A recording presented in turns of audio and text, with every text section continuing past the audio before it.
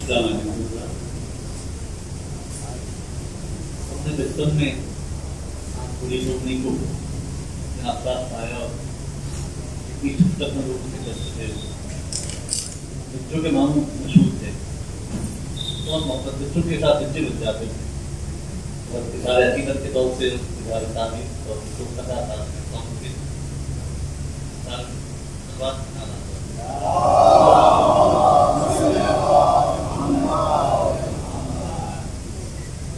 کے یاد آتے ہیں بہت اب جو وہ موجود نہیں. یاد آتے ہیں بہت اب جو وہ موجود نہیں. ہم کو گودی میں کھلایا تھا اکثر ماموں نے, ہم کو گودی میں کھلایا تھا اکثر ماموں نے.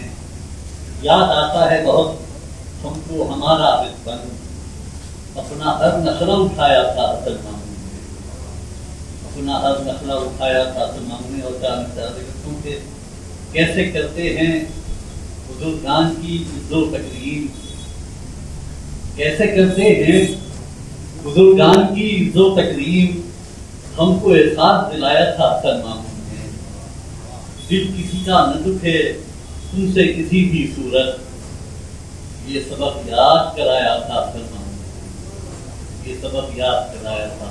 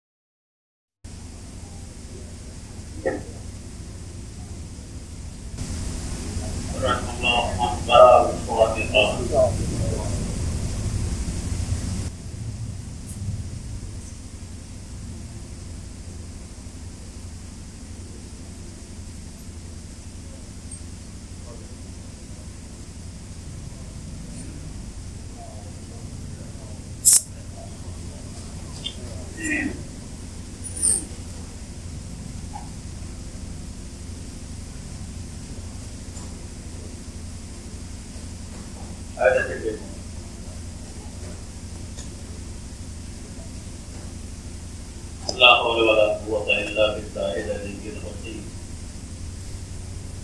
أعوذ بالله من الشيطان اللعين الرجيم. بسم الله الرحمن الرحيم. الحمد لله رب العالمين الذي جعل الحمد ثمنا للأعمال وحلاوة للبلاء وسبيلا إلى جنانه وسببا لزيادة الإحسان. والصلاة والسلام على رسوله نبي الرحمة وإمام الإيمان وسراج الأمة المنتخب من طينة الكرم وطلالة المسجد الأقصى ومغرب الفقار المعرف وفرع العلا المكمل المورق أبي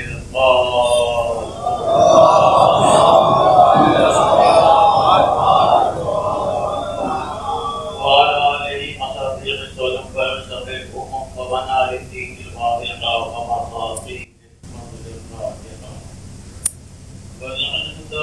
الباقية ولا غداء المستغيث من الآن إلى قيام يوم الدين أما بعد فقد قال الله تعالى في القرآن الحميد والقرآن المجيد وقوله الحق فأعوذ بالله من الشيطان الرجيم يا أيها الذين آمنوا اتقوا الله وكونوا مع الصادقين صلوات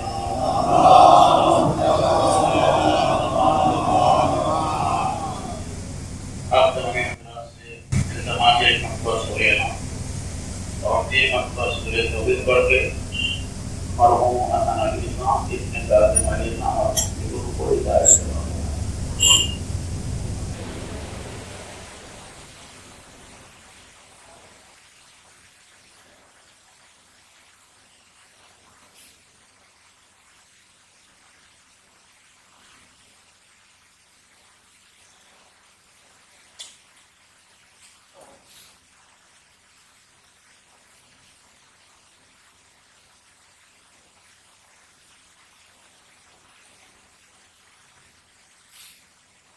محمد وعلى محمد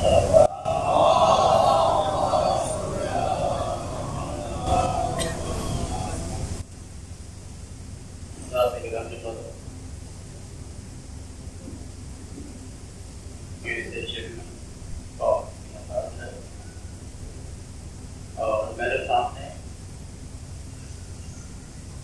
خطابت کی دنیا کے ایک حسین عالم دین جنہیں دنیا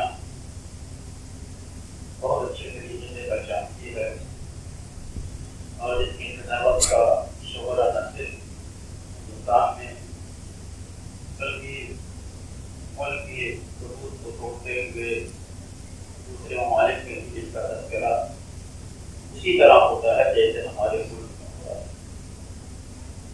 بے مراد ہے اس کا تمام محترم جناب مولانا سید نہیں عباس صاحب ہے. ظاہر سی بات ہے آپ کا وجود کسی تعلق کا استاد جنہوں نے اپنے آپوں سے تربیت میں سینکڑوں کو دباؤ کو فرمان چڑھایا تھا. ایسے بے بدل دین کے سامنے لفظائی کی ضرورت کرنا ان جیسے طالب علم کے انتہائی محال ہے. لیکن کیا کیجیے گا حسن کی سنت ہے جس کے اوپر عمل کرنے کے لیے آپ کے درمیان حاضر ہوں. ابھی تو میں نے سورہ توبہ کی آیت باقی ہدایہ کو اظہار کلام کا ذریعہ اور مطلع سخن قرار دیا. قرآن عظیم کی یہ آیت اپنے سینے کے اندر ہمگیر پیغام لیے ہوئے ہے.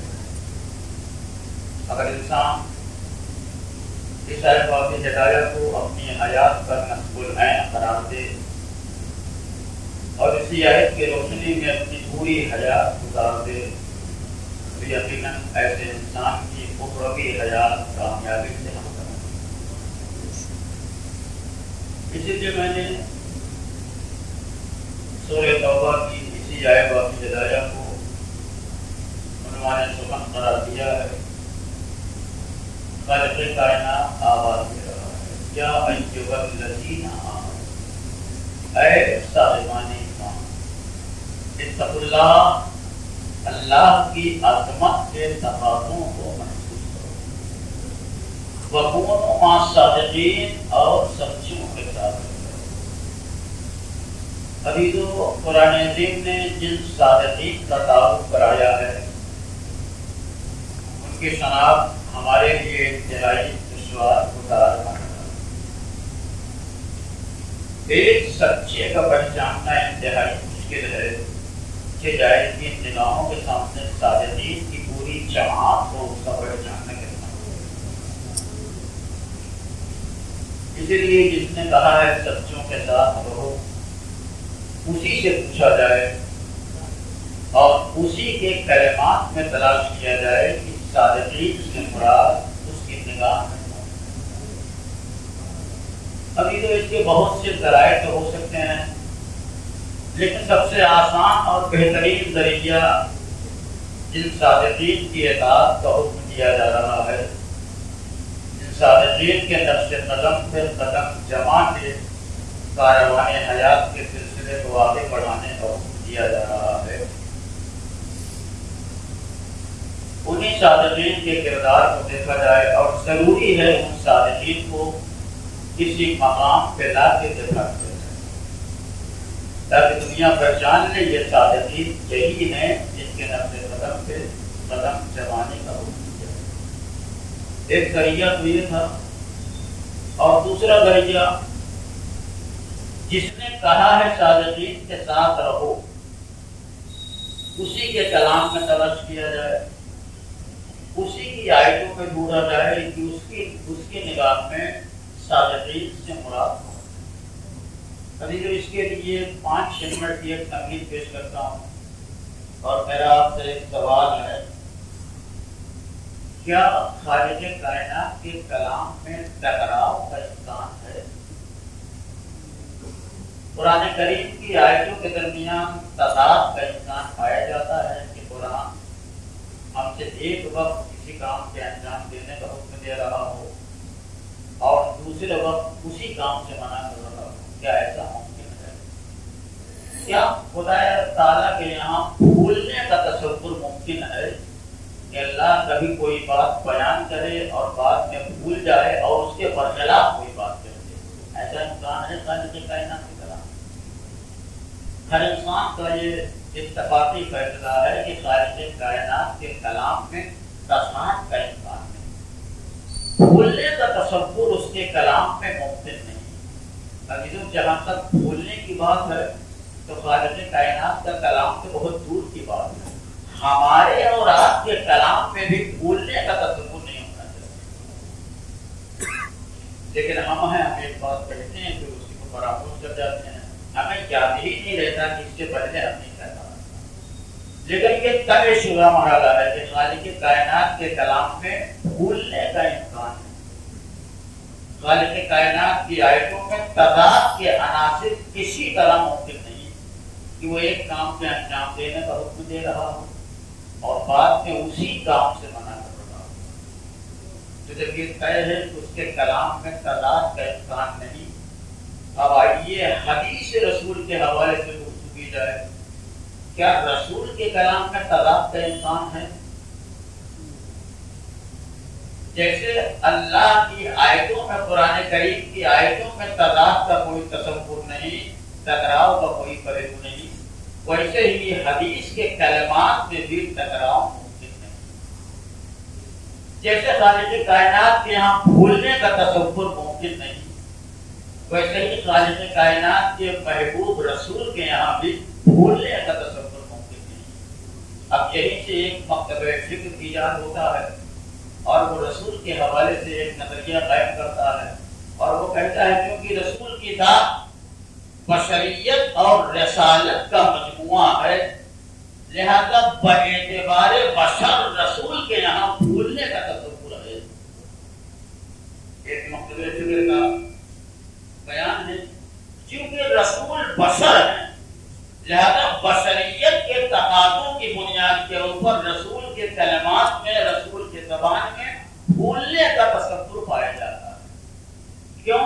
اس لیے کہ بھولنا انسانیت کا لازمہ ہے، بھولنا بشریت کا خاصہ ہے۔ جو بشر ہے اس کے یہاں بھولنے کا تصور ضروری ہے۔ تو عزیزو، جب بھولنا بشریت کا لازمہ ہے تو مجھے کہنے دیجیے لازمہ کسے کہا جاتا ہے؟ جو شے کسی چیز کے لیے لازم ہوگی، جتنا وہ شے بڑھتی جائے گی اتنا ہی اس شے کا لازمہ بڑھتا جائے گا۔ مثال پیش کروں، روشنی کا کام ہے اندھیروں کو دور کرنا، نور کا کام ہے تاریکیوں کو دور کرنا۔ اب جتنی روشنی زیادہ ہوگی اتنا ہی اندھیرا دور ہوگا، اور اگر روشنی حد سے زیادہ ہوگی تو دور دور تک اندھیروں کا کوئی تصور نہیں پیدا ہوگا، کیونکہ روشنی کا لازمہ ہے نور کا، اندھیروں کا دور ہونا۔ تو اب اگر اس کلیے کو تسلیم کر لیا جائے کہ بھولنا بشریت کا حادثہ ہے، تو جیسے میری اس مثال میں جتنی روشنی بڑھتی جائے گی اتنا ہی اندھیرا دور ہوگا. کیا اس کا یہی نتیجہ ہے کہ کیونکہ بشریت انسان کا لازمہ ہے لہذا جتنا انسان کی انسانیت بلند ہوتی جائے گی اتنا ہی اس کے نہ بھولنے کا تصور بڑھتا جائے گا؟ بھائی لازمہ کہتے ہیں اسی شے کو جتنا وہ شے بڑھے گی اتنا اس کا لازمہ بڑھے گا. جتنی روشنی بڑھ رہی تھی اتنا ہی اندھیرا دور ہو رہا تھا. تو اگر اس کلیے کو تسلیم کر لیا جائے تو اس کا نتیجہ یہی نکلتا ہے کہ جتنا انسان کی انسانیت بلند ہوتی جائے گی اتنا ہی اس کے یہاں بھولنے کا تصور بڑھتا جائے گا. نہیں نتیجوں یہ آپ کا خیال خام ہے. اب بھولنا انسانیت کا لازمہ نہیں ہے بلکہ بھولنا انسانیت کا نقص ہے, بھولنا انسانیت کا عیب ہے. کیا مطلب؟ جتنا انسان کی انسانیت بلند ہوتی جائے گی اتنا ہی اس کی ذات سے بھولنے کا تصور دور ہوتا جائے گا. یہاں تک کہ جب انسان کی انسانیت نقطۂ کمال پہ ہوگی اور انسان کامل کی شکل میں اس کائنات میں رونما ہوگا تو اس کے یہاں بھول کا شائبہ ہی ممکن نہ ہوگا. اور جہاں بھول کا شائبہ ممکن نہ ہو اسی کو ہم اور آپ معصوم کہتے ہیں. یہ طرح ہے کہ اللہ کے کلام میں بھی تضاد ممکن نہیں, رسول کے کلام میں بھی تضاد ممکن نہیں. پھر آدمی کہتا ہے بھائی بشر ہے تو بھولنا ہے. رسالت کے فرائض کی ادائیگی میں بھولنے کا تصور نہیں ہے لیکن بشریت کی بنیاد کے اوپر بھولنے کا تصور ہے. مجھے کہنے دیجیے یہ اس کا نظریہ ہے جو رسول کے رسالت کو بشریت سے جدا سمجھتا ہے. یہاں بشریت الگ وجود ہو رسالت الگ وجود ہو ایسا کوئی مرحلہ نہیں ہے بلکہ رسول کی بشریت عین رسالت ہے اور رسول کی رسالت عین بشریت ہے. جو بشریت ہے وہی رسالت ہے, جو رسالت ہے وہی بشریت ہے. جہاں الگ الگ وجود ہوتے ہیں اور وہاں بھولنے کا امکان ہوتا ہے اور جہاں دونوں مل کے عین ذات بن جاتے ہیں وہاں بھولنے کا امکان نہیں ہوتا. تو قرآن خدا کا کلام ہے, حدیث خدا کا پیغام ہے جو نبی کی زبان کے اوپر آیا. تو جب اس کے کلام میں ٹکراؤ ممکن نہیں تو اس کے پیغام میں بھی ٹکراؤ ممکن نہیں. تو یہ طے شدہ مرحلہ ہے. نہ قرآن کریم کی آیتوں میں تضاد ہے اور نہ حدیث کے کلمات میں تضاد ہے. اچھا قرآن اور حدیث دونوں کو سامنے رکھ لیجیے. کیا ان دونوں کو سامنے رکھنے کے بعد آپس میں ان دونوں کے درمیان ٹکراؤ ممکن ہے کہ قرآن کچھ کہے اور حدیث کچھ کہے, یہ حدیث کا پیغام کچھ اور ہو قرآن کا پیغام کچھ اور ہو؟ یہ مسئلہ تو رسول نے پہلے ہی حل کر دیا ہے. اگر تمہیں یہ نہ معلوم ہو کہ یہ حدیث کس کی ہے تو اس حدیث کو قرآن کریم کی آیتوں کے تناظر میں مطابق کرتے جائیے. اگر قرآن کی تائید کرتی ہوئی نظر آئے تو میری حدیث ہے اور قرآن کے مخالف ہو تو میری حدیث نہیں ہے. رسول نے اس فلسفے کو پہلے ہی حل کر دیا ہے. لیکن نہ قرآن کی آیتوں میں تضاد ہے نہ حدیث کے کلمات میں تضاد ہے اور نہ قرآن و حدیث دونوں کو سامنے رکھیے گا اس میں تضاد ہے. تو میری تمہید مکمل ہو گئی. اب میں آپ کے سامنے 2 آیتیں پڑھتا ہوں اور 2 حدیثیں پڑھتا ہوں. ممکن ہے ابتدائی منزل میں آپ کو سمجھ میں نہ آئے کہ ان دونوں آیتوں کا گفتگو سے رابطہ کیا ہے اور ان دونوں حدیثوں کا گفتگو سے رابطہ کیا ہے. تو یہی سوچ لیجیے گا کہ اس کی تلاوت بھی ثواب ہے اس کا سننا بھی ثواب ہے. پہلی آیت وہی ہے جسے میں نے عنوان بیان قرار دیا ہے, یا ایھا الذین آمنوا اتقوا اللہ وکونوا مع الصادقین. دوسری آیت قرآن کریم کی بسم اللہ الرحمن الرحیم, یا ایھا الذین آمنوا اطیعوا اللہ واطیعوا الرسول واولی الامر منکم. یہ 2 آیتیں ہوئی. پہلی آیت کا پیغام ہے اللہ کی عظمت کے تقاضوں کو محسوس کرو اور سچوں کے ساتھ ہو جاؤ. دوسری آیت کا پیغام کیا ہے؟ اللہ کی اطاعت کرو رسول اور صاحبان امر کی اطاعت کرو. پہلی حدیث پیش کرتا ہوں, بالکل آپ کی سنی ہوئی حدیث. اتنی تارکن فیکم الثقلین کتاب اللہ و ترتیب ما ان تمسکتم بہما لن تضلوا من بعدی حتی یرد علی الحوض. دوسری حدیث پیش کرتا ہوں, مثل اہل بیتی کمثل سفینۃ نوح من رجبها نجا ومن تخلف عنها غرق وهوى. 2 آیتیں میں نے پیش کی اور 2 حدیثیں پیش کی. پہلی آیت کا پیغام کیا ہے؟ صادقین کا راستہ اختیار کرو.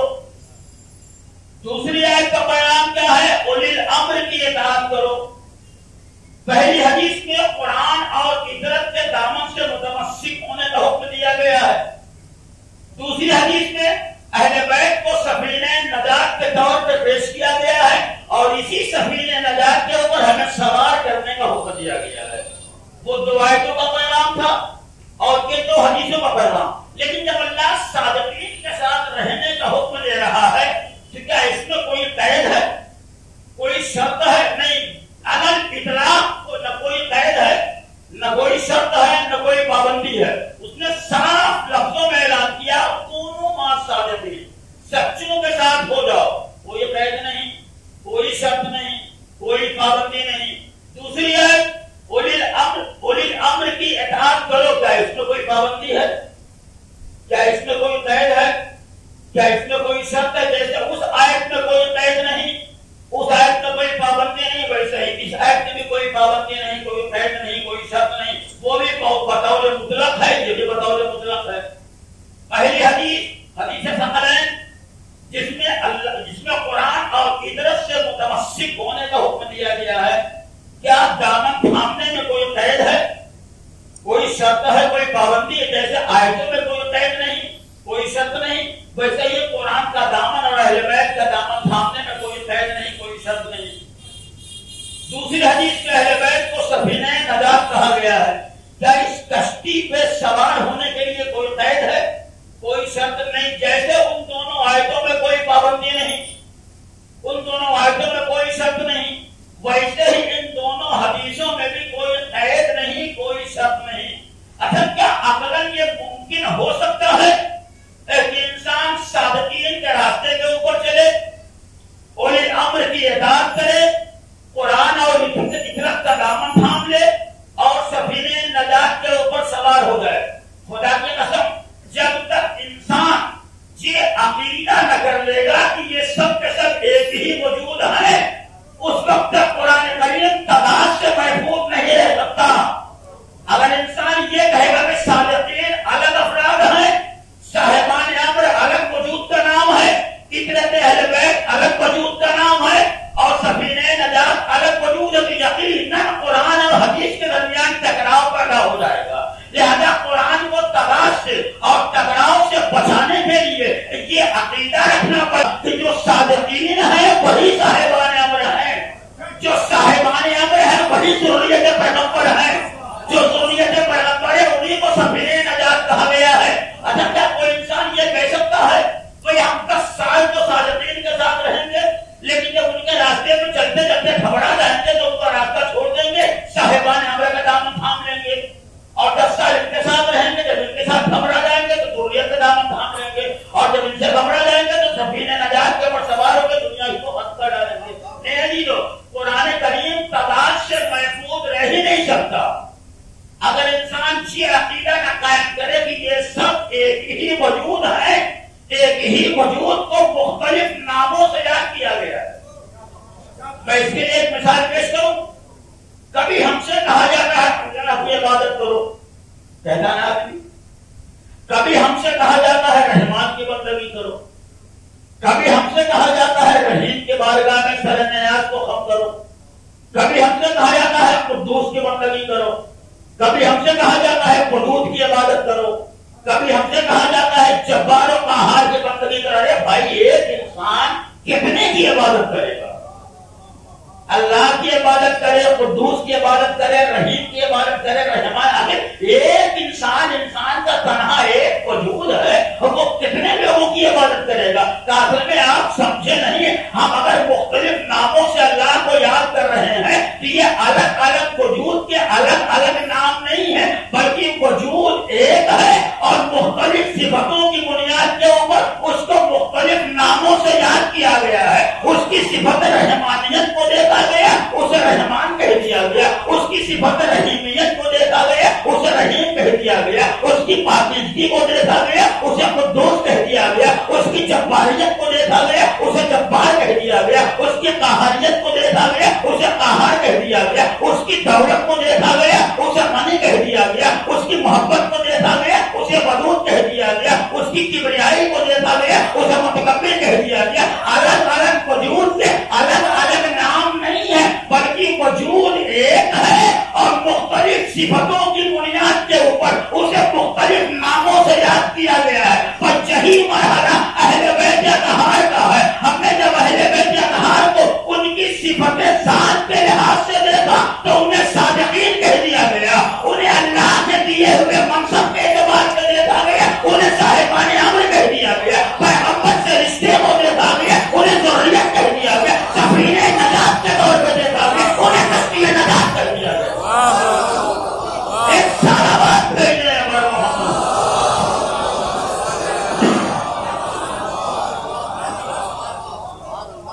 تو میں نے 2 آیتیں پیش کی، 2 حدیثیں پیش کی.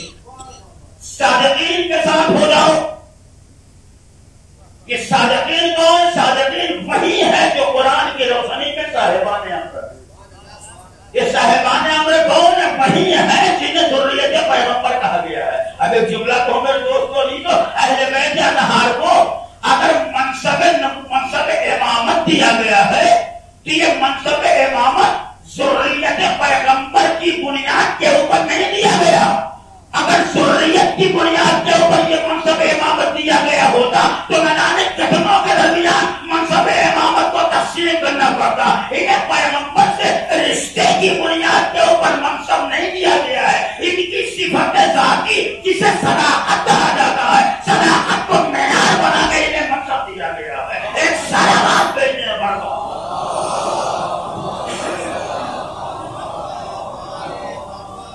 یہ ہوئی صداقت کی تفسیر. آئیے دوسری آیت کے بارے میں پیش کرتا ہوں. یا ایھا الذین آمنوا اطیعوا اللہ واطیعوا الرسول واولی الامر منکم. اللہ کی اطاعت کرو، رسول اور صاحبان امر کی اطاعت کرو. خدا کی قسم آیت کا انداز بدلا ہوا ہے. اطیعوا اللہ واطیعوا الرسول واولی. کتنے لوگوں کی پیروی کا حکم دیا گیا ہے؟ 3 افراد. اللہ کی اطاعت، رسول کی اطاعت، صاحبان امر کی اطاعت. اور کتنی لفظیں صرف کی گئی ہیں؟ 3 اطاعتوں کا حکم دیا گیا ہے اور 2 مرتبہ لفظ اطیعوا کا تذکرہ کیا گیا ہے. ہونا تو یہ چاہیے تھا اللہ 1 مرتبہ لفظ اطاعت کا تذکرہ کرتا اور اسی اطاعت کے ذیل میں 3 اطاعتوں کا تذکرہ کر دیتا. قرآن یہ کہتا اطیعوا اللہ والرسول واولی الامر منکم. یا قرآن یہ کہتا یا قرآن دوسرے انداز سے کہتا. ہر لفظ کے لیے الگ الگ لفظ لاتا. رسول کے لیے الگ لفظ لاتا، اللہ کے لیے الگ لاتا، اولی الامر کے لیے الگ لاتا. یعنی قرآن کو یوں کہنا چاہیے تھا اطیعوا اللہ واطیعوا الرسول واطیعوا اولی الامر منکم. مگر کیا کیجیے گا، قرآن نہ ایک لفظ اطاعت کے ذیل میں 3 اطاعتوں کا تذکرہ کرتا ہے اور نہ 3 اطاعتوں کے لیے الگ الگ لفظ اطاعت کا تذکرہ کرتا ہے، بلکہ قرآن نے درمیانی راستہ اختیار کیا ہے. نہ قرآن وہ راستہ اختیار کرتا ہے اور نہ یہ راستہ اختیار کرتا ہے، بلکہ قرآن 2 مرتبہ لفظ اطیعوا کا تذکرہ کرتا ہے اور 3 اطاعتوں کا تذکرہ کرتا ہے. اللہ نے جب اپنی اطاعت کا ذکر کرنا چاہا تو اپنی اطاعت کے لیے تنہا 1 مرتبہ لفظ اطیعوا کا استعمال کیا ہے. اطیعوا اللہ اپنی اطاعت کے ذکر میں نہ رسول کو شریک کیا ہے اور نہ صاحبان امر کو شریک کیا ہے، بلکہ اپنے لیے اللہ نے تنہا 1 لفظ اطیعوا استعمال کیا. بنیاد کیا ہے، وجہ کیا ہے؟ چونکہ اللہ کی اطاعت اصل حاکم کی بنیاد کے اوپر ہے.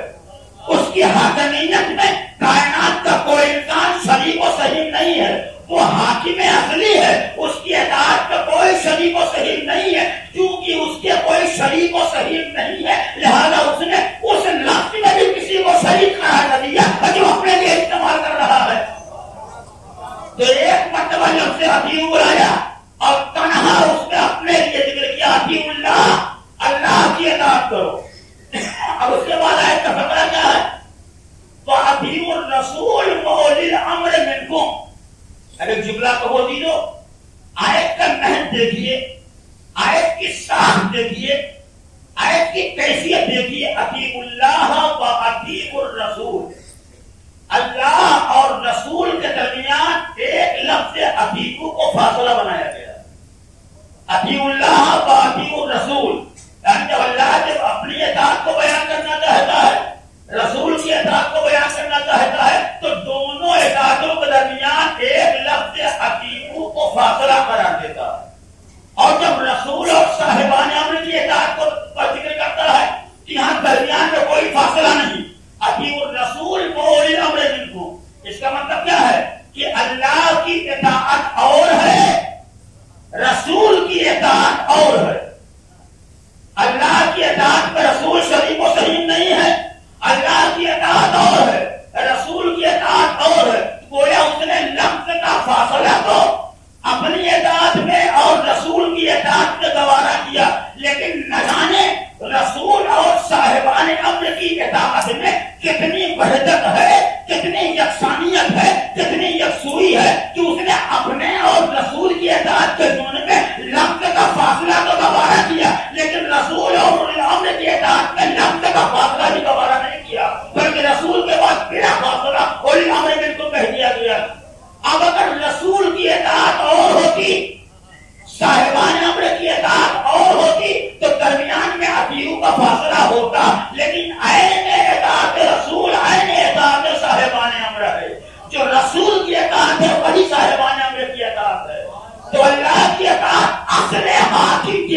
بنیاد پر ہے، لیکن رسول کی اطاعت اصل حاکم کی بنیاد کے اوپر نہیں ہے بلکہ نائب حاکم کی بنیاد کے اوپر ہے۔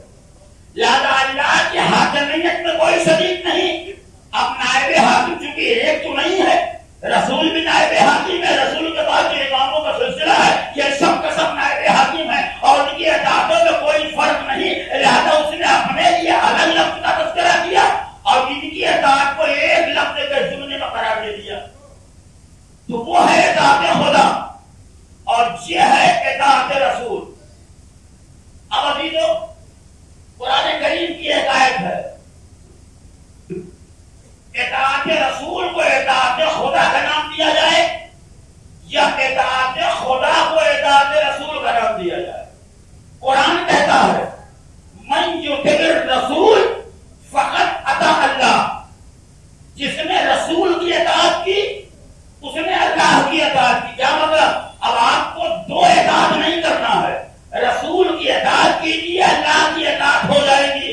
اگر قرآن چاہتا تو یوں بھی کہہ سکتا تھا من یطع اللہ فقط اطاع الرسول، جس نے اللہ کی اطاعت کی اس نے رسول کی اطاعت کی۔ یعنی قرآن اطاعت رسول کو اطاعت خدا کا نام دے رہا ہے، لیکن اطاعت خدا کو اطاعت رسول کا نام نہیں دے رہا ہے۔ فلسفہ قرآن کیا ہے؟ قرآن نے یہ کیوں کہا من یطع الرسول فقط اطاع اللہ، جس نے رسول کی اطاعت کی اس نے اللہ کی اطاعت کی۔ اگر قرآن یہ کہہ دیتا جس نے اللہ کی اطاعت کی اس نے رسول کی اطاعت کی تو خرابی کیا تھی؟ آیت کیا تھا؟ بہت بڑا آیت تھا۔ اگر قرآن یہ کہہ دیتا جس نے اللہ کی اطاعت کی اس نے رسول کی اطاعت کی تو انسان جب اللہ کی اطاعت کر لیتا تو اطمینان سے بیٹھتا۔ اب ہمیں رسول کی اطاعت کی ضرورت نہیں ہے، ہم نے خدا کی اطاعت کر لی ہے۔ اب قرآن کہہ رہا ہے کہ جب خدا کی اطاعت کر لی تو رسول کی اطاعت خود بخود ہو گئی۔ مگر کیا کیجیے گا؟ قرآن اطاعت خدا کو اطاعت رسول نہیں کہہ رہا ہے بلکہ اطاعت رسول کو اطاعت خدا کہہ رہا ہے۔ یعنی اسلامی احکام کو جاننے کے لیے انسانوں کے اپنے خیالات معتبر نہیں ہے، رسول کے بیانات کو سبق قرار دیا گیا ہے۔ ایک سلوات بھیجیں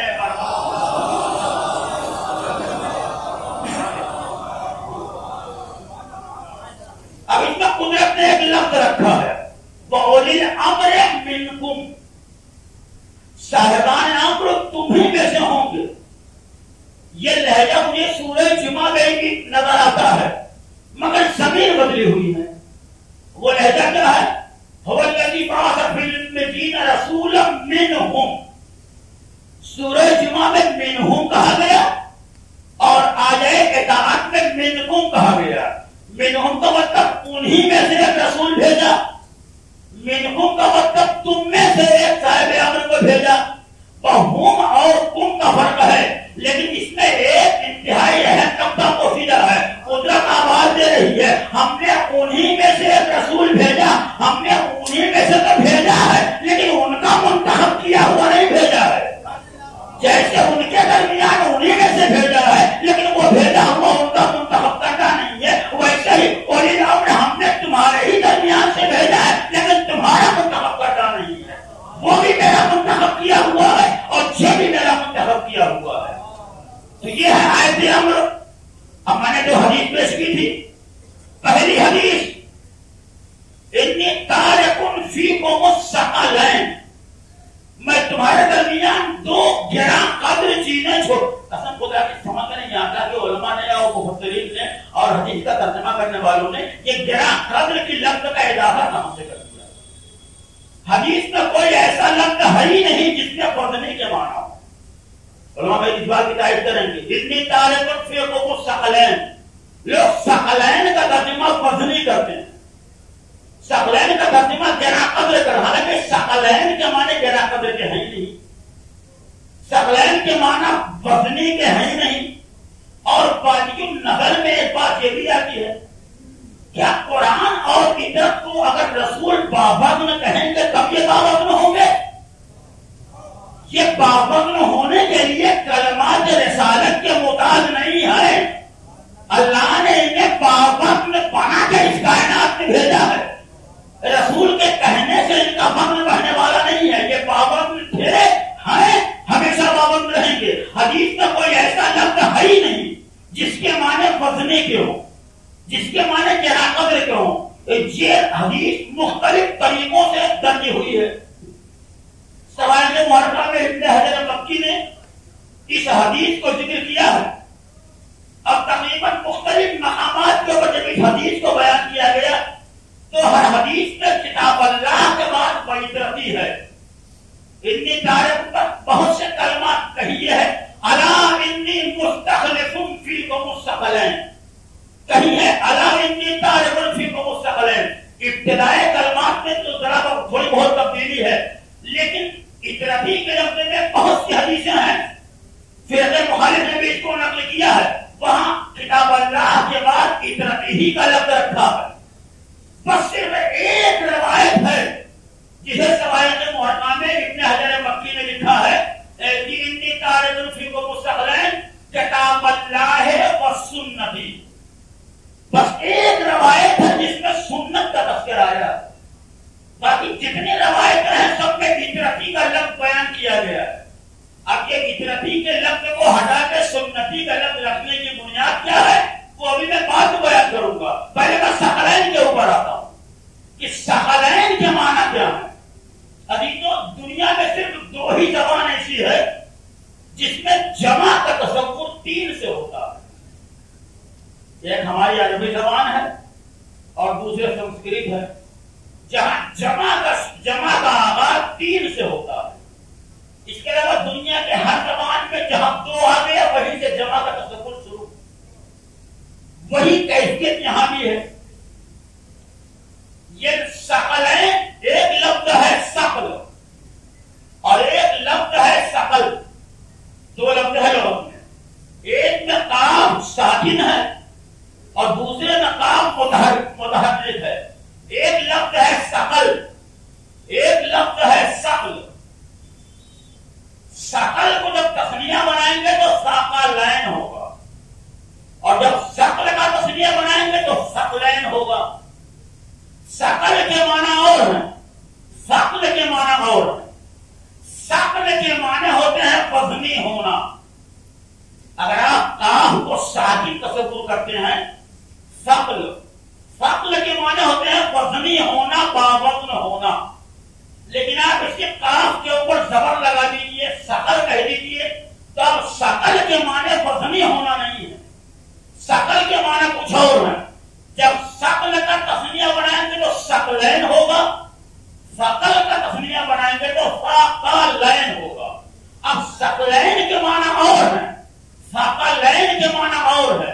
اگر قاف ساکن ہوگا آپ کہیں گے ثقل تو اس کے معنی ہوں گے وزنی ہونا، باوزن ہونا، اور اسی ثقل کو جب آپ تسنیہ بنائیں گے تو ثقلین ہوگا۔ اب کیا کیجئے گا، رسول اسلام نے، اللہ کے حبیب نے ثقلین کہا ہے، ثقلین نہیں کہا ہے۔ رسول نے قاف کو ساکن کے ساتھ نہیں تلاوت کی ہے، بلکہ رسول کی حدیث میں قاف کو زبر ہے۔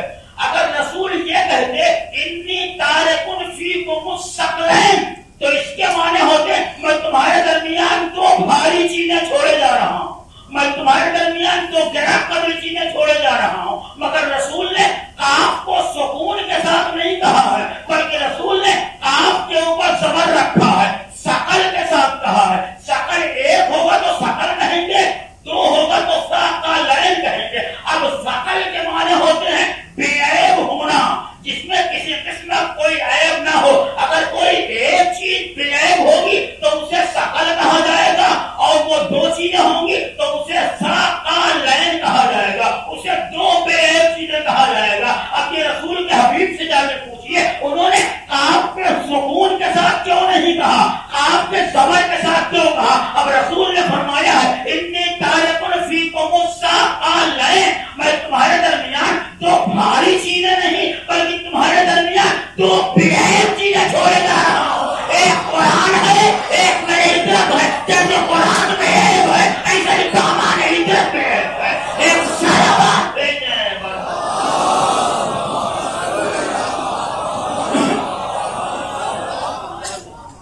جیسا رہتی دنیا تک قرآن کریم کی آیتوں میں انسان کوئی نقص نہیں نکال سکتا، کوئی کمی نہیں نکال سکتا، ایسے ہی جگہ پر کوئی دنیا کا کوئی بھی انسان داغ نہیں دکھا سکتا. جیسے قرآن بے عیب ہے ویسے ہی یہ بے عیب. یہ تو ایک پہلو ہوا. اب آئیے دوسرے پہلو پہ گفتگو کرتا ہوں. اتنی تعارف فیکم الثقلین کتاب اللہ ہے وہی ترقی. میں نے آپ کیا کہ ابن حجر مکی نے جتنی بھی حدیثیں ذکر کی ہے اس ذہن میں سب میں اطرتی کا لفظ ہے اور اس کا سلسلہ اسناد بھی بیان کیا ہے. صرف ایک روایت ایسی ہے جس میں اطرتی کو ہٹا دیا گیا اور وہاں سنتی کہہ دیا گیا. اچھا یہ سنتی کا لفظ کیوں ہٹایا, اطرتی کا لفظ کیوں ہٹایا گیا؟ اطرتی کا لفظ ہٹا کر سنتی کا لفظ اس لیے ہٹایا گیا تاکہ دنیا دامان اطرت سے قریب نہ ہونے پائے. حالانکہ انہیں نہیں معلوم تھا خدا اب اپنے دام میں سیاد آ گیا. انہوں نے سنتی کی لفظ اس لیے رکھی تھی تاکہ دنیا دامان اطرت سے دور ہو جائے. سنتی کے لفظ نے کائنات انسانیت کو اطرت سے اور قریب کر دیا. سنت کسے کہتے ہیں؟ سنت کا دوسرا نام حدیث بھی. آپ کو سنت کا نظریہ جو نماز میں لیجیے سنت ہے وہ دوسری سنت ہے. یہاں جو سنتی میری سنت یعنی رسول فرماتے ہیں کہ میں دو چیزیں چھوڑے جا رہا ہوں, ایک قرآن, دوسرے میری سنت. سنت کہہ کے دنیا کو دامانے سنتی پیغمبر سے دور کرنا چاہا تھا. انہیں نہیں معلوم تھا کہ جیسے ہی سنتی کا لفظ رکھیں گے دنیا دامانے اطرت سے اور قریب ہو جائے گی. بس ہماری طرف کی مسافت بڑھ جائے گی مگر پہنچیں گے وہی جہاں اطرت ہے. سنت کسے کہا جاتا ہے؟ قول فعل, عمل فعل, قول معصوم, فعل معصوم اور تقریر معصوم کو حدیث اور سنت کہا جاتا ہے. قول معصوم, معصوم کوئی بیان کرے, کوئی حدیث ارشاد فرمائے, اسے سنت کہا جائے. معصوم کوئی عمل کر کے دکھائیں, اس عمل کو سنت کہا جائے. معصوم کی نگاہوں کے سامنے کوئی انسان 2 رکعت نماز پڑھے اور معصوم اس کی 2 رکعت نماز دیکھ کے خاموش رہ جائے, یہ معصوم کی خاموشی اس عمل کی صحت کی ضمانت ہے. تو قول معصوم, فعل معصوم اور تقریر معصوم کو سنت کہا جاتا ہے. اب رسول نے اپنے اہل بیت کے لیے جتنی حدیثیں ارشاد فرمائی ہیں وہ ساری حدیثیں سنت میں داخل ہیں. اب اگر رسول نے یہ فرمایا ہے علی منی وانا منہ, علی مجھ سے ہیں اور میں ان سے ہوں, تو یہ بھی سنت ہے. اب اگر رسول نے فرمایا ہے الحسن والحسین سیدا شباب اہل جنہ, حسن اور حسین جنت کے جوانوں کے سردار ہیں, تو یہ بھی سنت ہے. اب اگر رسول نے یہ فرمایا ہے حسین منی وانا من الحسین, حسین مجھ سے ہے اور میں اس سے ہوں, تو یہ بھی سنت ہے. اب اگر رسول نے یہ فرمایا ہے فاطمہ تو منی, فاطمہ میرا مارے جگر ہے, تو یہ بھی سنت ہے. اب اگر رسول نے قدیر کے لقطہ صحرا میں حاجیوں کے بسنے میں یہ فرمایا ہے من کن تو مولا فہذا علی مولا, تو یہ بھی سنت ہے. جتنی حدیث پیغمبر دامان اطرت کے حوالے سے ہیں یہ سب کے سب سنت میں داخل ہے. اب دیکھا آپ نے دنیا نے سنت کا لفظ رکھ کے ہمیں اطرت کے دامن سے دور کرنا چاہا تھا, سنت کے لفظ نے ہمیں دامان اطرت سے اور قریب کر دیا. ایک سارا بات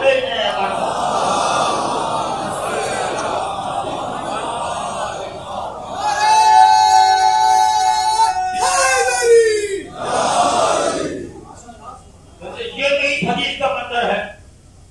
آگے دوسری حدیث میں نے پیش کی ہے.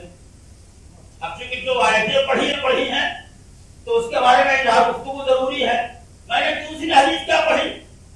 مثل اہل بیت کمثل سفینۃ نوح, میرے اہل بیت کی مثال کشتی نوح جیسی ہے. من رکبھا نجا, جو اس کے اوپر سوار ہوا وہ نجات پا گیا. ومن تخلف عنها غرق فهوى, جس نے اس سے تخلف کیا وہ غرقاب ہو گیا, ہلاک ہو گیا. آپ کو ہر جگہ اس کا ایک ترجمہ ملے گا, جس نے تخلف کیا. مگر تخلف تو عربی زبان کا لفظ ہے, اردو میں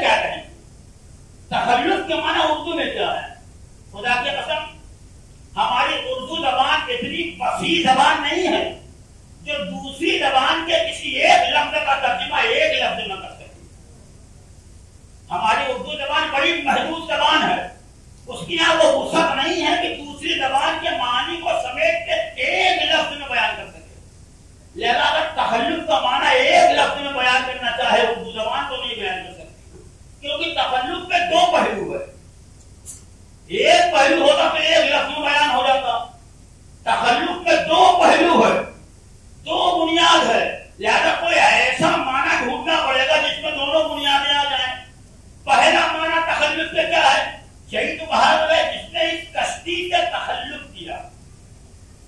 تخلف کے دو معنی، پہلا معنی یا تو انسان ابتدا ہی سے کشتی پہ سوار نہیں ہوا، ایک معنی تخلف کا یہ ہے، ابتدا ہی سے کشتی کے اوپر سوار نہ ہونا تخلف کا ایک معنی، اور دوسرا معنی انسان کشتی پہ سوار تو ہو گیا لیکن درمیان سے جا کے اتر گیا۔ جیسے یہ حالات ہے ویسے درمیان سے اترنے والا بھی حالات آئے۔ اب اردو زبان میں یہ صلاحیت نہیں کہ اس کو ایک لفظ میں بیان کر سکے، لہذا کوشش کرتا ہوں ایک لفظ میں اس کا معنی بیان کیا جائے۔ من تخلف عنہ، جس نے اس کشتی سے تخلف کیا، کیا مطلب؟ جو اس کشتی پر بیٹھا نہیں رہا، یا تو شروع ہی سے نہیں بیٹھا یا بیٹھ کے درمیان سے اتر گیا۔ جیسے نہ بیٹھنے والا حالات ہے ویسے بیٹھ کے بیچ میں اترنے والا بھی حالات۔ ایک لفظ میں ممکن ہے اس کا ترجمہ یوں کیا جا سکے جو اس کشتی پہ بیٹھا نہیں رہا۔ اب عزیزو، حدیث کے کلمات کیا ہیں؟ مثل اہل بیتی کمثل سفینۃ نوح، میرے اہل بیت کی مثال کشتی نوح جیسی ہے، یعنی اہل بیت کو تشبیہ دی گئی ہے نوح کی کشتی سے۔ تشبیہ کسے کہا جاتا ہے؟ اب ایک میں معنی بیان کا قانون ہے۔ تشبیہ کسے کہتے ہیں؟ الحاق امر بامر لغرض فی صفت، ایک امر کو دوسرے امر سے مشابہ قرار دینا کسی صفت میں۔ مثلا اگر میں اپنے اردو زبان میں کہوں کہ زید شیر کے مانند ہے تو اس میں زید کو تشبیہ دی گئی ہے شیر سے۔ تو تشبیہ کے ارکان کیا ہوتے ہیں؟ تشبیہ کے چار رکن ہیں، نظر بھائی پیچھے بیٹھے جانتے ہیں، چار ارکان تشبیہ ہیں۔ پہلا رکن مشبہ، دوسرا رکن مشبہ بہ، تیسرا رکن وجہ شباہت، تیسرا چوتھا رکن حرف شباہت۔ جب تک یہ چاروں ارکان ایک مقام کے اوپر جمع نہیں ہوں گے تشبیہ کا عمل ناتمام رہے گا۔ اسی مثال میں دیکھا جائے، زید شیر کے مانند ہے، اس میں زید مشبہ ہے، زید کو تشبیہ دی گئی ہے، کس سے دی گئی ہے؟ شیر سے دی گئی ہے، تو شیر کو مشبہ بہ کہیں گے۔ کس لفظ کے ذریعے دی گئی ہے؟ لفظ مانند ہے، اس لفظ مانند کو حرف شباہت کہیں گے۔ لیکن کوئی عمل، کوئی صفت ایسی ضرور ہونی چاہیے جو شیر کے یہاں بھی پائی جائے اور انسان کے یہاں بھی پائی جائے۔ اگر ایک صفت دونوں کے یہاں پائی جائے گی تب اسی صفت میں تشبیہ دی جائے گی، جسے قدر مشترک کہا جاتا ہے، جسے وجہ شبہ کہا جاتا ہے۔ اب زید شیر کے مانند ہے کس میں؟ علم میں نہیں، یہاں زمین و آسمان کا فرق ہے۔ علم میں نہیں، یہاں زمین و آسمان کا فرق ہے، اور بلکہ زید کو اگر شیر سے تشبیہ دی گئی ہے تو اس کا مطلب کوئی صفت ایسی ہے جو شیر کے یہاں بھی ہے اور زید کے یہاں بھی ہے، اور اسی صفت کو شجاعت کہا جاتا ہے، اسی کو بہادری کہا جاتا ہے۔ یہ صفت بہادری چونکہ زید کے یہاں ہے اور یہ صفت شیر سے لی گئی ہے، لہذا زید کو شیر سے تشبیہ دی گئی ہے۔ تو تشبیہ بیان کرنے کے لیے چار ارکان کا ہونا ضروری ہے: مشبہ، مشبہ بہ، حرف شبہ، وجہ شبہ۔ اب آئیے حدیث پڑھتا ہوں۔ مثل اہل بیت کمثل سفینۃ نوح، میرے اہل بیت کی مثال کشتی نوح جیسی ہے۔ اہل بیت کا ہے مشبہ، اہل بیت کا ہے مشبہ، اہل بیت کو تشبیہ دی گئی ہے۔ کس سے دی گئی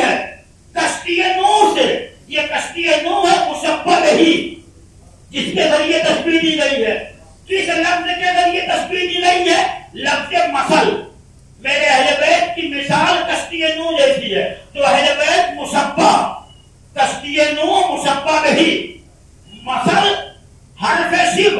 اب کوئی ایسا عمل ضرور بیچ میں ہونا چاہیے جو کشتی نوح میں اندر بھی ہو اور اہل بیت کی یہاں بھی ہو. ہم نے جب اس عمل کو تلاش کیا اور اس قدر مشترک کو تلاش کیا تو وہ نجات کا تصور پیدا ہوا. جیسے کشتی نوح پہ سوار ہونے والا نجات پا جاتا ہے ویسے ہی دامان عزت کو تھامنے والا بھی نجات پا جاتا ہے. تو نجات ایک ایسا تصور ہے جو دونوں کے ہاں قدر مشترک کے طور پہ پایا گیا ہے. اسی نجات میں ان کو تشبیہ دی گئی ہے. میرے اہل بیت کی مثال کشتی نوح جیسی ہے. جو اس پہ سوار ہوا وہ نجات پا گیا اور جو بیٹھا نہیں رہا وہ غرقاب ہو گیا ہلاک ہو گیا. اب دنیا کہتی ہے رسول نے اہل بیت کو کشتی نوح سے تشبیہ دی ہے لہذا بس کشتی ذریعہ نجات ہے ہمارے ساتھ. اور اللہ کے حبیب نے ایک حدیث میں یہ بھی فرمایا ہے اصحابی کالنجوم بأیہم اقتدیتم اہتدیتم. میرے صحاب ستاروں کے مانند ہیں. تم جن کا دامن تھام لو گے نجات پا جاؤ گے. میں کہوں گا یہ حدیث اس وقت میں مانتا جب رسول نے یہ فرمایا ہوگا کہ میرے اہل بیت کی مثال کشتی جیسی ہے. رسول نے یہ فرمایا ہی نہیں میرے اہل بیت کی مثال کشتی جیسی ہے بلکہ رسول نے فرمایا ہے میرے اہل بیت کی مثال کشتی نوح جیسی ہے. رسول نے ایک لفظ کا اضافہ پہلے ہی کر دیا ہے. لہذا کشتی فقط ذریعے نجات نہیں ہے. دنیا کہتی ہے کشتی ستاروں کے ذریعے چلتی ہے. اگر رسول نے فقط یہ کہا ہوگا میرے اہل بیت کشتی جیسے ہیں تب تو یہ تصور تھا کہ کشتی ستاروں کے ذریعے چلتی ہے. لیکن جب رسول نے یہ فرمایا ہے میرے اہل بیت کی مثال کشتی نوح جیسی ہے تو اب سوال یہ پیدا ہوتا ہے کشتی نوح کے بارے میں دیکھا جائے وہ ستاروں کے ذریعے چلی تھی یا ستاروں کے ذریعے نہیں چلی تھی. پہلا مرحلہ یہی طے ہونا ہے کہ کشتی نوح ستاروں کے ذریعے چلی تھی یا ستاروں کے ذریعے نہیں چلی تھی. ارے ستاروں کے ذریعے چلنے کا مرحلہ بعد میں طے ہوگا. پہلے یہ طے کیجیے کہ کشتی نوح دن میں چلی تھی یا رات میں چلی تھی. ستاروں کا سوال تو بعد میں پیدا ہوگا. پہلے دن تو طے کیجیے کہ یہ دن میں چلائی گئی تھی یا رات میں چلائی گئی تھی. اگر دن میں چلی تھی تو ستارے خود ہی غائب تھے. ستاروں کے ذریعے چلنے کا کوئی سوال نہیں پیدا ہوتا. اور اگر رات میں چلی تھی تب تو ایک تصور ہو سکتا ہے کہ یہ کشتی ستاروں کے ذریعے چلی تھی. لیکن نہیں, قرآن سے پوچھا جائے قرآن تو بتا یہ کشتی ستاروں کے ذریعے چلی تھی یہ دن کو چلی تھی یا رات کو چلی تھی. قرآن اپنے لفظ میں ترجمہ نہیں کرے گا. ہم نے جب کشتی نوح کو چلایا تھا تو نہ دن تھا نہ رات تھی بلکہ گھمگھور گھٹا چھائی ہوئی تھی. آسمان پہ بادل چھائے ہوئے تھے. موسلا دھار بارش ہو رہی تھی. ایسے ماحول میں کشتی نوح کو چلایا گیا تھا. اے قرآن تو ہی بتا جب نوح نے کشتی کو بنایا تو تو نے کشتی کے بنانے کا بھی تذکرہ کیا ہے کشتی کے چلانے کا بھی تذکرہ کیا ہے. تیرا قرآن یہ بتا کشتی نوح کیسے بنائی گئی تھی. قرآن آواز دے گا وَصْنَعِ الْفُلْكَ بِأَعْيُنِنَا وَبِوَحْيِنَا. اے نوح اس کشتی کو ہماری نگاہوں کے سامنے بناؤ, ہماری آنکھوں کے اشارے پہ بناؤ, ہماری وحی کے اشارے پہ بنا کے. میری لفظ نہیں ہے, یہ خطابانہ کوئی جملہ نہیں ہے بلکہ قرآن کریم کی آیتوں کا پیغام ہے. قرآن کہتا ہے اللہ نے نوح سے کہا اے نوح کشتی بناؤ ہماری آنکھوں کے سامنے وَبِوَحْيِنَا اور ہماری وحی کے اشارے کے مطابق کشتی بناؤ. کون سی کشتی بناؤ؟ کشتی نجات بناؤ. کون کہہ رہا ہے؟ خدا کہہ رہا ہے اپنے پیغمبر سے اے نوح اگر تم کشتی نجات بنانا چاہتے ہو تو اپنی مرضی سے نہ بنانا, ہماری وحی کے اشارے پہ بنانا. اس کا مطلب ہے جو سفینہ نجات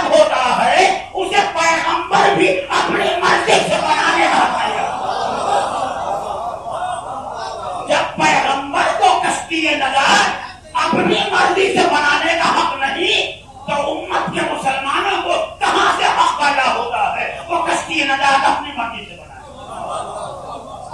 تو قرآن نے کشتی نوح کے بنانے کا بھی تذکرہ کیا, کشتی نوح کے چلانے کا بھی تذکرہ کیا. جب کشتی نوح کے بنانے کا مرحلہ آیا تو قرآن کہتا ہے وَاصْنَعِ الْفُلْكَ بِأَعْيُنِنَا وَبِوَحْيِنَا, کشتی ہماری آنکھوں کے سامنے بناؤ, ہماری وحی کے اشاروں کی بنیاد کے اوپر بناؤ.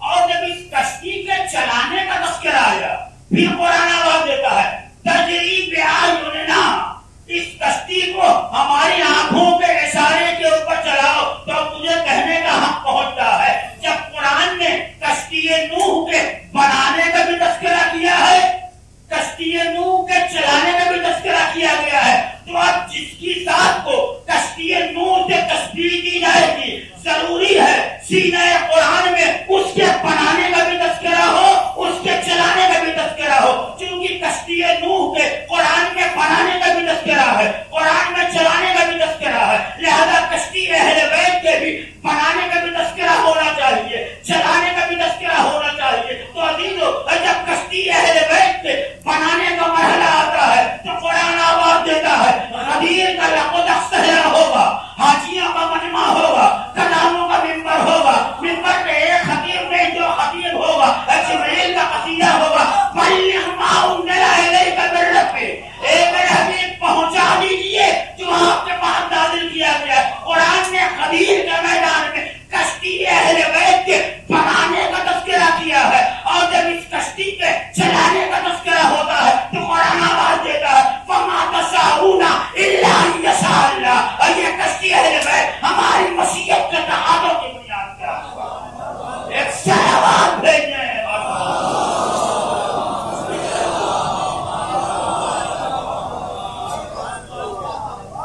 جیسے کشتی نوح کے بنانے کا تذکرہ ہے, چلانے کا تذکرہ ہے, ایسے ہی ضروری ہے کشتی اہل بیت کے بنانے کا بھی تذکرہ ہو, کشتی اہل بیت کے چلانے کا بھی تذکرہ ہو. غدیر کا میدان کشتی اہل بیت کے سنوارنے کا میدان ہے. اور قرآن کریم کی آیتیں وما تشاءون الا ان یشاء اللہ, اس کشتی الہی کو مرضی الہی کے مطابق چلانے کا تذکرہ ہے. لیکن اب بھی وہ بات تسمہ رہ گئی, اہل بیت کو کشتی نوح سے تشبیہ دی گئی ہے صفت نجات میں. جیسے کشتی اہل بیت کے اوپر مسلسل بیٹھنے والا, آخر تک بیٹھنے والا کامیاب ہے, ویسے ہی کشتی اہل بیت پہ سوار ہونے والے بھی کامیاب ہے. مگر وہاں نوح کی کشتی کے بارے میں تو آپ کہہ سکتے ہیں کہ لکڑیوں کی بنائی گئی, اور بڑی خوبصورت کشتی نوح نے بنائی تھی, اس پہ لوگ سوار ہوئے. لیکن کشتی اہل بیت کیا واقعی نوح جیسی کوئی کشتی ہے جہاں لکڑیوں کی ضرورت پڑی ہو, جہاں میخوں کی ضرورت پڑی ہو, جہاں تختوں کی ضرورت پڑی ہو؟ رسول نے بہت بڑی کشتی بنائی کہ پوری کائنات اس میں سما جائے. کیا کشتی اہل بیت کوئی اس قسم کی کشتی ہے؟ نہیں جی, تو کوئی اس قسم کی کشتی نہیں ہے. تو جب نوح جیسی کشتی لکڑیوں والی کشتی اہل بیت نہیں ہے تو کشتی اہل بیت میں سوار ہونے کا معنی کیا ہے؟ بھائی کشتی نوح کا سوار ہونے کا معنی تو سمجھ میں آتا ہے کہ وہ لکڑیوں سے بنائی گئی کہ ہم نے قدم اٹھایا اس پہ سوار ہو گئے. لیکن کشتی اہل بیت میں سوار ہونے کا تصور کیا ہے؟ یہاں کوئی لکڑیوں کی کشتی نہیں ہے کہ انسان قدم اٹھائے گا اور اس کے اوپر سوار ہو جائے گا. پھر کشتی اہل بیت میں سوار ہونے کا مفہوم کیا ہے؟ اس کے لیے 2 منٹ کی تمہید پیش کرتا ہوں. جن حضرات نے کشتی کا سفر کیا ہوگا, سمجھتا ہوں اللہ رسول کے حبیب نے اہل بیت اطہار کو کشتی نوح سے تشبیہ دی ہے. تو جیسے دنیا میں کشتی نوح کے اوپر چند افراد سوار ہوئے تھے, کیا ایسے ہی کوئی کشتی ہے اہل بیت کی جس کے اوپر انسان سوار ہوگا تو نجات پائے گا؟ عزیزوں, میں نے ابھی عرض کیا تھا کہ جنہوں نے کشتی کا سفر کیا ہوگا وہ میری بات کی تعریف کریں. انسان جب کشتی کا سفر کرتا ہے تو ہوتا کیا ہے؟ لیکن اس سے پہلے اگر انسان ساحل پہ کھڑا ہے, اس کی نگاہوں کے سامنے کوئی کشتی رواں دواں ہے, بہترین کشتی کو دیکھ رہا ہے, اس کے زمانے کو دیکھ رہا ہے، اس کے چلانے والے کو دیکھ رہا ہے، اور ساحل پہ کھڑے کھڑے کشتی کی تعریف کر رہا ہے، تو کیا ساحل پہ کھڑے ہو کے کشتی کی تعریف کرنا کشتی کے اوپر سوار ہونا ہے؟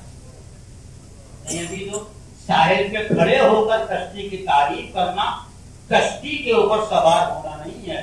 اور یہ آپ جو کشتی کی تعریف کر رہے ہیں، یہ آپ کا تعریف کرنا آپ کا کشتی کے وجود کے اوپر کوئی احسان میں نہیں ہے۔ کیوں؟ اگر کشتی واقعی خوبصورت ہے تو اس کا حق ہے اس کی تعریف کی جائے۔ آپ کی تعریف کرنا کشتی کے وجود کے اوپر احسان نہیں ہے۔ تو دریا کے کنارے کھڑے ہو کے کشتی کی تعریف کرنا کشتی کے اوپر سوار ہونا نہیں۔ آپ نے کہا کشتی بہت خوبصورت ہے، ہمیں اس کشتی سے لو لگی ہوئی ہے، ہمیں اس کشتی کے پیار آ رہا ہے، ہمیں اس کشتی سے محبت ہو رہی ہے، تو نہ کشتی کے اوپر کشتی سے محبت کرنا کشتی کے اوپر سوار ہونا ہے، نہ کشتی سے پیار کرنا کشتی کے اوپر سوار ہونا ہے۔ ابھی تو آپ ساحل پہ کھڑے کھڑے کشتی کی تعریف کر رہے تھے، اب آپ نے کیا دیکھا؟ باد سموم کے تند و تیز جھونکے آئے، طوفان آیا۔ ابھی تھوڑی دیر پہلے آپ کشتی کی تعریف کر رہے تھے، اب یہ موجوں کے پھبیڑوں نے کشتی کے وجود کو تہس نہس کر دیا، کشتی کو برباد کر دیا۔ اب آپ ساحل پہ کھڑے کھڑے کشتی کی تباہی کے اوپر آنسو بہا رہے ہیں۔ تو کیا کشتی کی بربادی کے اوپر آنسو بہانا کشتی کے اوپر سوار ہونا ہے؟ عزیزو، کشتی واقعی اگر برباد ہو رہی ہے، کوئی اس کے وجود کو تباہ کر رہا ہے، تو ضروری ہے اس کے اوپر آنسو بہایا جائے۔ آپ کا آنسو بہانا کشتی کے وجود کے اوپر احسان نہیں ہے، بلکہ اس کا حق ہے اس کی بربادی کے اوپر آنسو بہایا جائے۔ لیکن مجھے کہنے دیجیے، نہ کشتی سے پیار کرنا کشتی پہ سوار ہونا ہے، نہ کشتی سے محبت کرنا کشتی پہ سوار ہونا ہے، نہ کشتی کی بربادی کے اوپر آنسو بہانا کشتی کے اوپر سوار ہونا ہے، نہ کشتی کی تباہی کے اوپر کفے افسوس بننا کشتی کے اوپر سوار ہونا ہے۔ پھر کشتی پہ سوار ہونے کے معنی کیا ہے؟ بات وہیں پہ پھر آ گئی، ظاہر انسان کشتی اہل بیت پہ سوار کیسے ہوگا؟ اس کے لیے ایک مثال پیش کرتا ہوں۔ انسان جب کشتی کا سفر کرتا ہے تو کیا ہوتا ہے؟ جب تک انسان ساحل پہ ہے اس کا اختیار اس کے ہاتھوں میں ہے، اس کا ارادہ اس کے ہاتھوں میں ہے، لیکن جیسے ہی انسان کے قدم کشتی کے اوپر پہنچے اس کا اختیار اس کے ہاتھوں سے سلب ہو گیا، اس کا اختیار چھن گیا۔ اب یہ کشتی کا محتاج ہے، کشتی چلے گی تو یہ چلے گا، کشتی ٹھہری رہے گی تو یہ ٹھہرا رہے گا۔ پر یہی معنی ہے کشتی اہل بیت پہ سوار ہونے کے، اپنے حرکات و سکنات کو کردار اہل بیت کے تابع بنا دیجیے اور اس اعتبار سے کشتی اہل بیت کے اوپر سوار ہو جائیے، تو ممکن ہی نہیں کشتی ساحل تک جائے اور آپ کو نہ لے کے جائے، کیونکہ کشتی اہل بیت ساحل کوثر تک جائے گی، لہذا آپ کو کوثر تک لے کے جائے گی۔ اور رسول آواز دیں گے، سیئتنا فی درجتنا یوم القیامہ، ہمارے چاہنے والے قیامت کے دن ہمارے درجے میں ہوں گے۔ یقیناً عزیزو، نجات ملے گی ضرور، مگر کب ملے گی؟ پانی انسان کی پیاس کو بجھاتا ہے، کاغذ پہ لکھا ہوا پانی کا نام انسان کی پیاس کو نہیں بجھاتا، کھانا انسان کی بھوک کو مٹاتا ہے، کاغذ پہ لکھا ہوا لفظ کھانا انسان کی بھوک کو نہیں مٹاتا۔ بے شک محبت اہل بیت نجات کی ضامن ہے، لیکن یہ محبت پہلے پائی تو جائے، جب محبت پائی جائے گی تبھی نجات کا تصور پیدا ہوگا، لیکن اگر محبت ہی نہ ہو تو نجات کا تصور بیگانہ ہے۔ ایک سارا بات دیکھیں،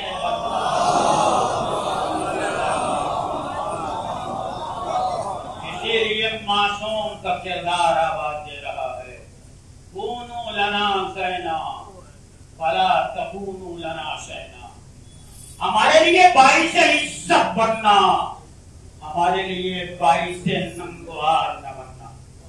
لہذا ہمیں اپنے کردار کو ان کے مقدس کردار کے سانچے میں ڈھالنے کی صحیح فراہم کرنی چاہیے۔ پیغمبر کوئی پاکیزہ کردار لے کے اس دنیا میں نہیں آئے تھے، سلمان جوہر کردار لے کے اس کائنات میں نہیں آئے تھے، ہمارے آخر جوہر کردار آراستہ کر کے اس کائنات میں نہیں آئے تھے، ان کی نگاہوں کے سامنے اہل بیت کا پاک و پاکیزہ کردار تھا. اہل بیت کے پاک و پاکیزہ کردار کے آئینے میں انہوں نے جب اپنے کردار کی تصویر کو صاف و شفاف کیا تو اتنا پاک و پاکیزہ کیا کہ آج اہل بیت کی طرح ان کا بھی کردار ضرب المثل بن گیا. ہم خوش نصیب ہیں، ہمارے پاس کردار کا ایک نمونہ نہیں، کردار کا 14 نمونہ. یہ 14 عصمتوں کا نمونہ ہے.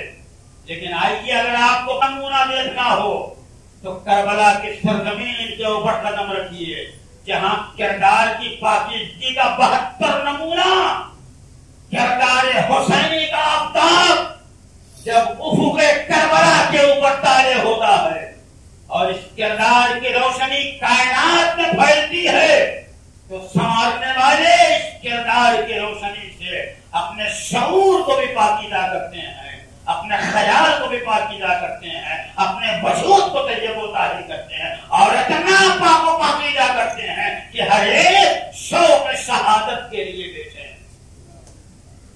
جہاں کردار کا اعلیٰ ترین جوہر ہوگا وہاں دلوں کے اندر موت سے گھبراہٹ کا کوئی تصور نہیں، بلکہ کربلا کے مجاہدین سبقت لے جانا چاہتے تھے موت کی طرف. دنیا موت سے پیچھے بھاگتی ہے، مگر کیا کہنا کربلا کے مقدس وجود کا، کربلا کے میدان میں مقدس اور پاک و پاکیزہ کردار کا، جنہوں نے موت کی طرف سبقت کرنے میں ایک دوسرے سے آگے بڑھنے کی کوشش کی. تو پہلے چلا گیا وہ پہلے سے. حر کا نام آپ نے سنا ہے، سب سے آخر میں آیا ہے حسین کے پاس، لیکن سب سے پہلے اس کے ہاتھوں میں پروانہ چل. لیکن ایک لمحے کے لیے سوچئے، یہ حر جب دشمن کی فوج کا سردار بن کے آیا تھا تو حسین کے پاس اتنا پانی تھا، حر کو بھی پلایا تھا، حر کے لشکروں کو پلایا تھا، حر کے ناکوں کو پلایا تھا، حر کے گھوڑوں کو پلایا تھا. لیکن آج حر اپنا دوست بن کے آ رہا ہے اور حسین کے پاس ایک قطرے آب نہیں جو حر کی ضیافت کر سکے. لہذا حسین نے آواز دی، اے حر، کل جب تو میرا دشمن بن کے آیا تھا تو میں نے تجھے بھی سیراب کیا تھا، تیرے گھوڑوں کو بھی سیراب کیا تھا، آج تو میرا دوست بن کے آیا ہے. حسین کے پاس ایک قطرے آب نہیں. اے حر، اگر میں تجھے پانی نہیں پلا سکتا تو میں تجھے پیاسا بھی نہیں رکھ سکتا. لہذا ابھی آئے ہو تو ابھی جاؤ، اب بابا شادی کوثر جامع کوثر لیے تمہارا انتظار ہے. روزاداروں کربلا کی تاریخ کا ایک باب شہادت حسینی پہ تمام ہو جاتا. ایک حسین کا چاہنے والا، حسین کے غم میں آنکھوں سے آنسوؤں کا سیلاب بہانے والا، اہل بیت کی محبت سے اپنے دل کو لبریز کر کے دنیا سے سفر کرنے والا انسان دنیا سے رخصت ہوا ہے اور آپ اسے خراج عقیدت پیش کرنے کے لیے آئے.